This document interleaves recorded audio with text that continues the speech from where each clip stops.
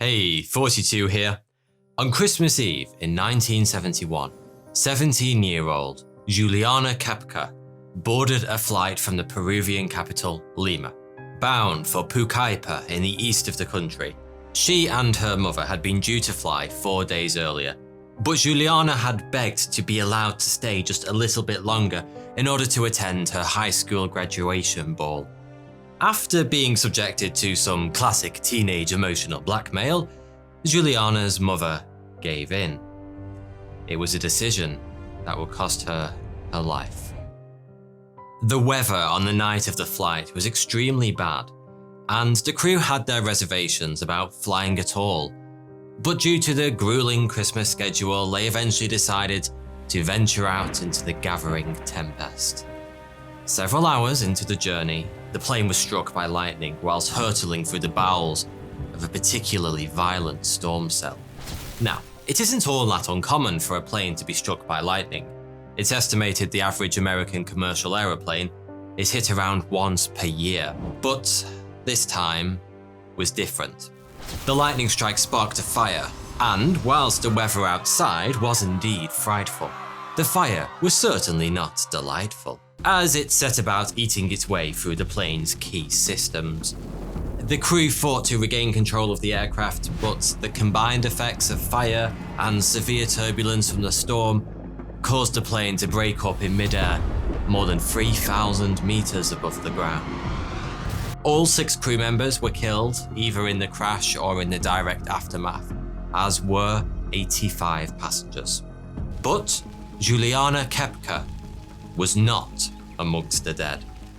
Suffering only a broken collarbone, gashes on her arms and legs, and a badly bruised eye, she had survived.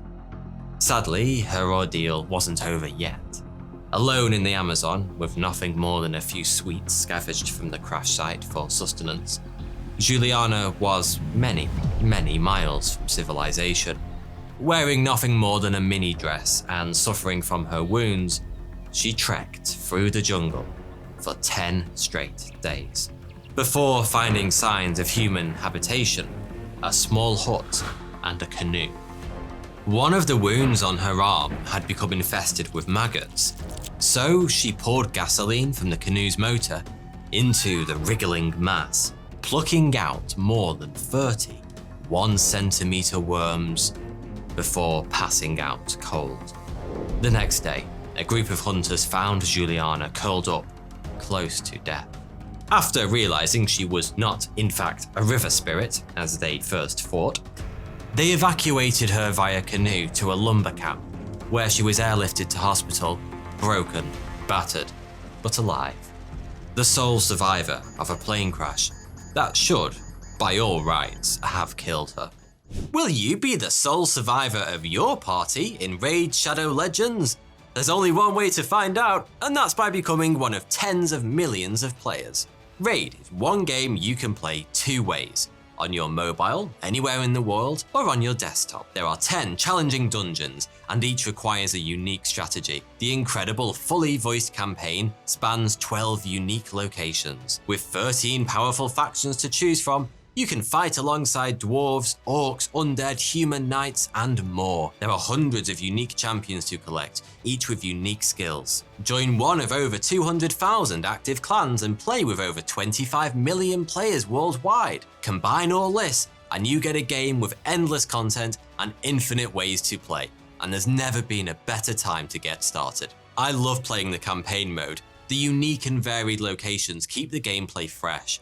And there's always a new challenge just around the corner. I always plan out my strategy before battle by carefully choosing my champions and weapons. There's never been a better time to play. Raid just released the Artifact Forge, where you can save time and craft artifacts directly, as well as a whole new advanced quest system with amazing rewards. And that's not all. They also brought out some amazing new champions, and they're developing the amazing looking Doom Tower as we speak, which I'm super excited about. You can find me in-game under the name 42, and if you're quick enough, you can even join my clan. Go to the video description, click on the special links, and if you are a new player, you will get 100,000 silver, plus 50 gems, plus 10 mystery shards, plus 1 free champion, Hex Weaver, all this treasure will be waiting for you here. Good luck, and I'll see you there. Since the dawn of powered flight, tens of thousands of people have gone the way of Juliana's fellow passengers and lost their lives in aeroplane accidents. But only one man can boast the sad honor of being the first. Lieutenant Thomas Selfridge, in a plane crash that happened more than 100 years ago. He had been a passenger in a new kind of aeroplane being displayed for the benefit of some 2,000 spectators watching below, including high-ranking US Army officials who were considering purchasing the machine to bolster their military prowess. The plane carrying Lieutenant Selfridge flew a graceful 3.5 circuits around the Fort Myer Army Post in Virginia at a height of just 20 meters, before one of the propellers split, ricocheting into other parts of the plane and ultimately bringing it down.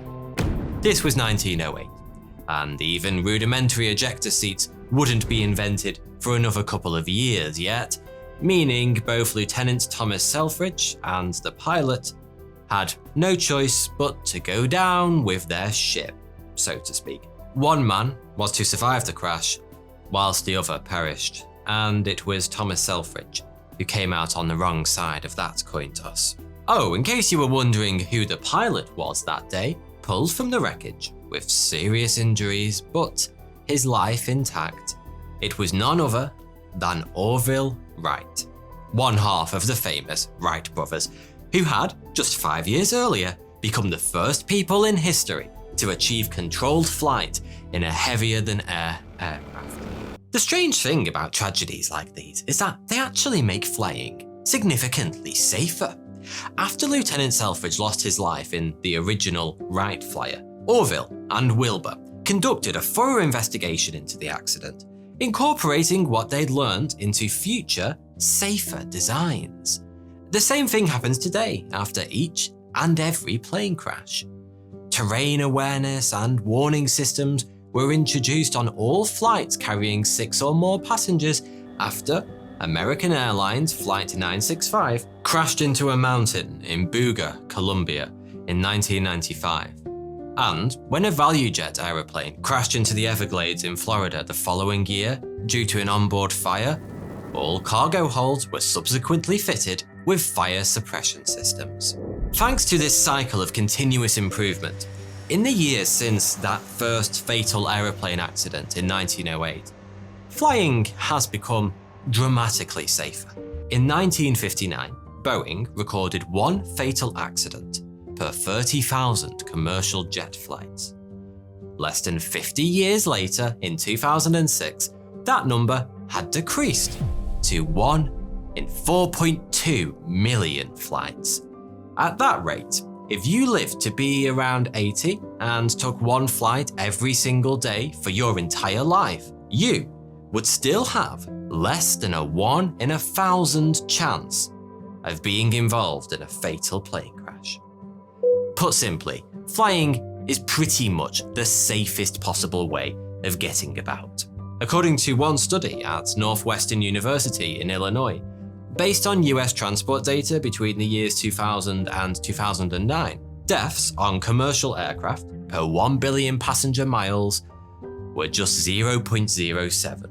For reference, motorbikes were found to be more than 3,000 times as deadly, which probably explains why US states that don't require motorcyclists to wear helmets see increased donor organ availability versus their neighbours.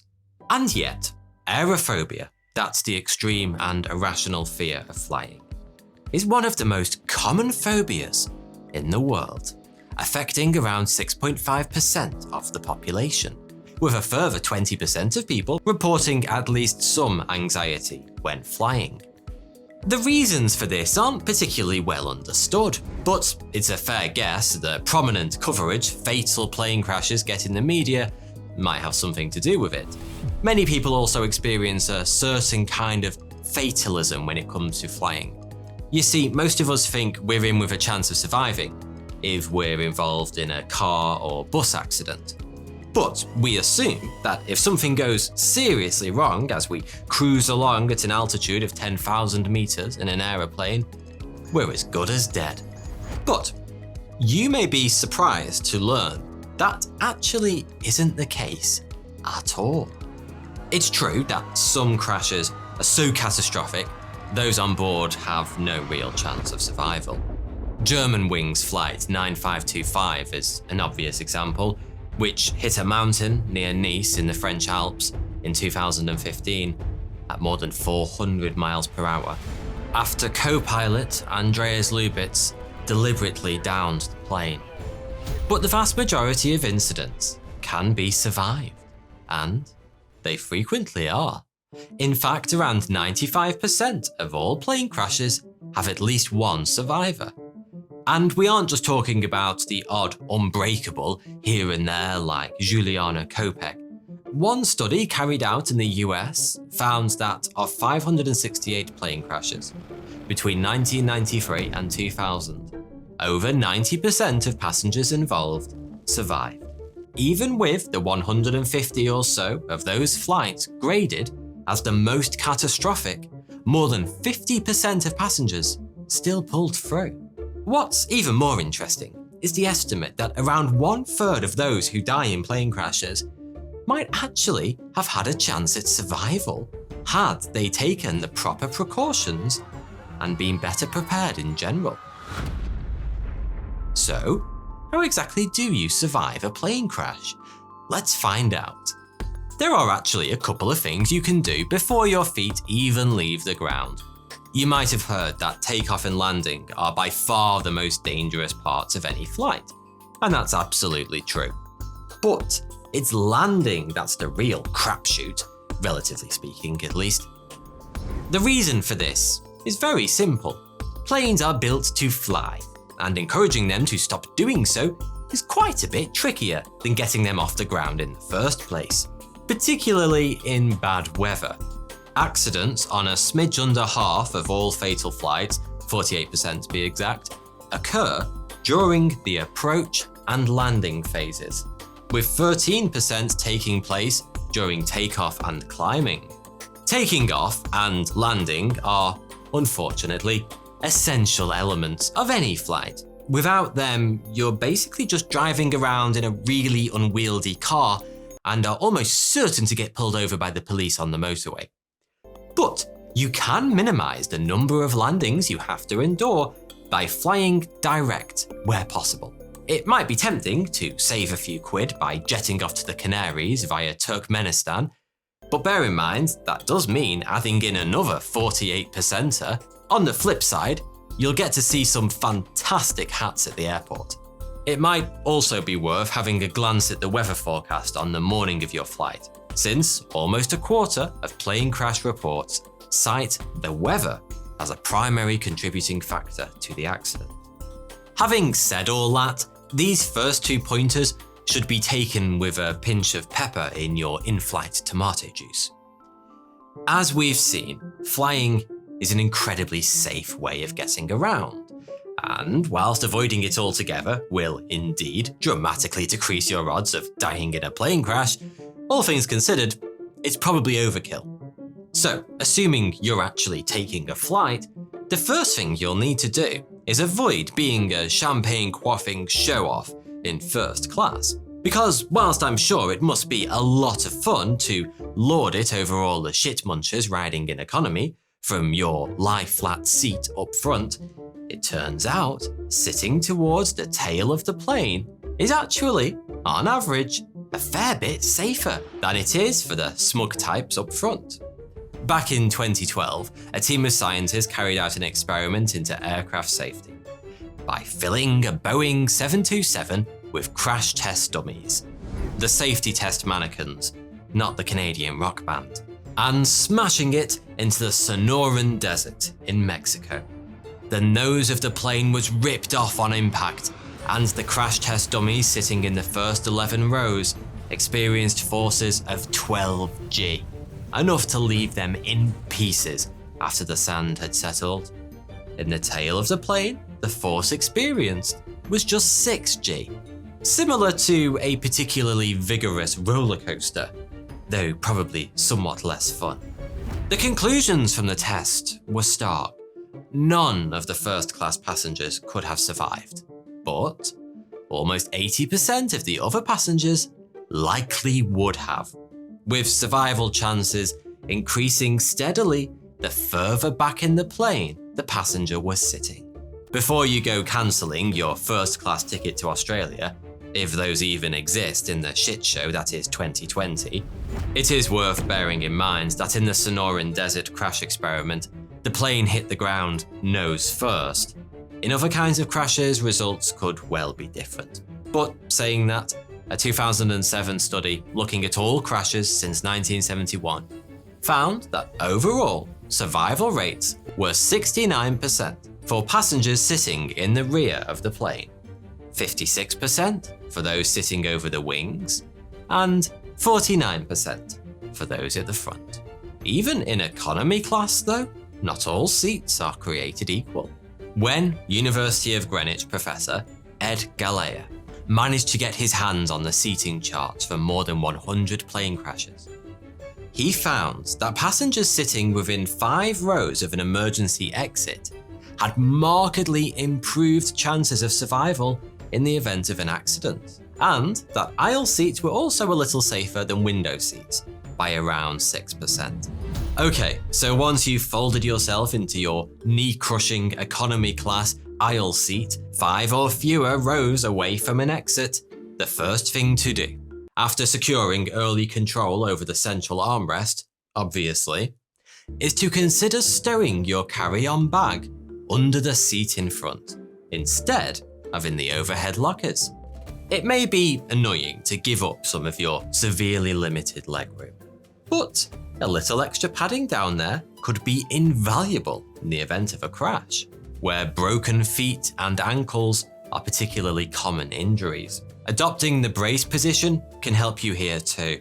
After the Kegworth air disaster in 1989, where 47 of the 126 people on board were killed when a Boeing 737 crashed into the M1 motorway in the UK, surgeon Angus Wallace's study of the flight showed that those who hadn't adopted the brace position were significantly more likely to have suffered serious injuries when their legs shot under the seat in front.